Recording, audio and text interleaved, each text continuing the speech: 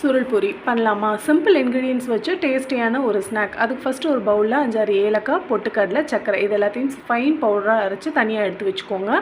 இதுக்கப்புறமா ஒரு பவுலில் மைதா மாவு, நெய், உப்பு, பால்லேயே பிணையிறதுனாலும் பிணையலாம். அப்படி இல்லை நான் தண்ணி ஆட் பண்ணி பிணையிறதுனாலும் பிணையலாம். பட் நான் வந்து பால், தண்ணி ரெண்டுமே ஆட் பண்ணியிருக்கேன்.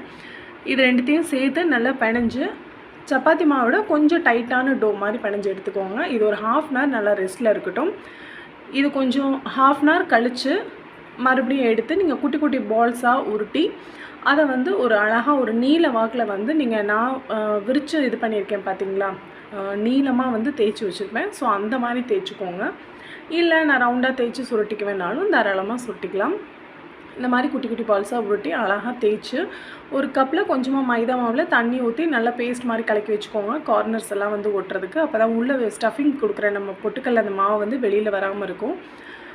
ஸோ சைடு ஃபுல்லாக அந்த மைதா மாவை அப்ளை பண்ணிவிட்டு இந்த பொட்டுக்கல்ல மாவை உள்ளே வச்சுட்டு ஃபுல்லாக கவர் பண்ணி டைட்டாக வெளியில் வராத மாதிரி மைதா மாவு அந்த தண்ணியை வச்சு நல்லா கவர் பண்ணி ஒட்டிடுங்க. இதுக்கப்புறமா ஓவர் ஹீட்டில் ஆயில் இருக்கக்கூடாது, மீடியமான ஹீட்டில் இருக்கட்டும்.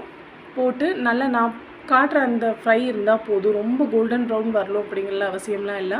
ஸோ இது ஒரு பக்கம் நல்லா வேகட்டும். சைட் பை சைட் வந்து நீங்கள் சுகர் சிரப் ரெடி பண்ணிக்கோங்க. இது வந்து கிறிஸ்டல் மாதிரி வரணும்.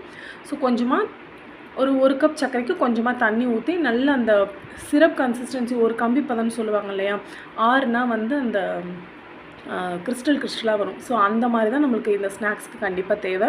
ஸோ ரெடி பண்ணி சூடாக பொரித்து அதை இதோடு சேர்த்து நல்லா ஒரு ஃப்ரை பண்ணி எடுத்து ஒரு 5 மினிட்ஸ் தனியாக வச்சுட்டு அதுக்கப்புறம் மேலே அந்த கிறிஸ்டல் கோட் ஃபார்ம் ஆயிடும்.